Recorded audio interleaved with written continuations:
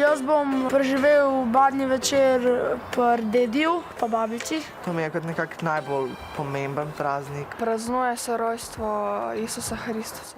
Moj najljubši del je tako, da pomagam mami pri pripravi večerje in na koncu, da se družimo. Meso ne jemo do božiča, na božič pa več ne postimo, jemo kar hočemo. Za badnji dan se zgodaj vstane in se gre po badnjak od drevesa, posušena veja in potem to stoji v hiši. Pol imamo kruh, je not pa skrit kovanček in pol lomimo kruh in tiska dobi kovanček, ima srečo celo leto. Gremo po pujsa. Sarma, cicvara, pogača. Česnico, krompir, ribo in včasih grah damo.